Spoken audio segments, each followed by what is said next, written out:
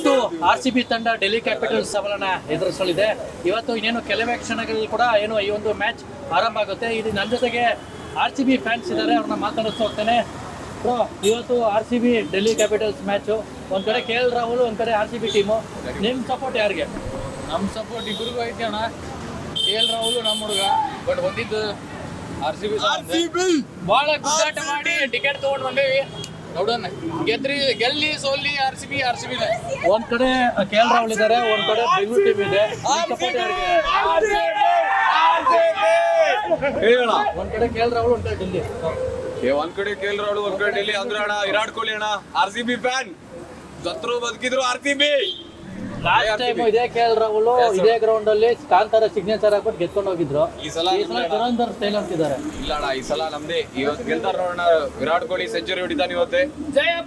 RCB ನ ಯಾರು top performance ಕೊಡ್ಬೋದು ಅಣ್ಣ? ಯಾರು ಕೊಡ್ಲಿ ಅಣ್ಣ, ನಮ್ ಟೀಮ್ ಅಣ್ಣ, ನಮ್ ಟೀಮ್ ಗೆದ್ರೆ ಸಾಕಣ. RCB, ಜೈ RCB. ನಾವಿಲ್ಲಿ ವಿರಾಟ್ ಕೊಹ್ಲಿ ಸಂಬಂಧ ಬಂದಿಲ್ಲ, ನಾವು ಇವತ್ತು RCB ಸಂಬಂಧ ಬಂದೇವಿ.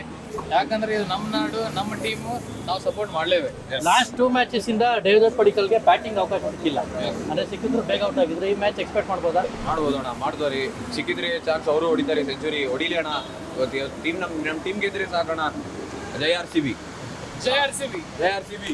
ಇದಿಷ್ಟು ಏನು ಪ್ರಮುಖವಾಗಿ RCB ಫ್ಯಾನ್ಸ್ ಗಳ ಒಂದು ಮಾತಾಗಿತ್ತು. ಯಾರೇ ಪರ್ಫಾರ್ಮೆನ್ಸ್ ಕೊಡ್ಲಿ RCB ಟೀಮ್ ಗೆಲ್ಬೇಕನ್ನುವಂತ ಒಂದು ಒತ್ತಾಯವನ್ನ ಮಾಡ್ತಿರುವಂತದ್ದು. ಕ್ಯಾಮೆರಾ ಪರ್ಸನ್ ಚಂದನ್ ಜೊತೆ Abhishek, Kannada news Bengaluru. Karnataka news beat follow ಮಾಡಿ, ಸಬ್ಸ್ಕ್ರೈಬ್ ಮಾಡಿ.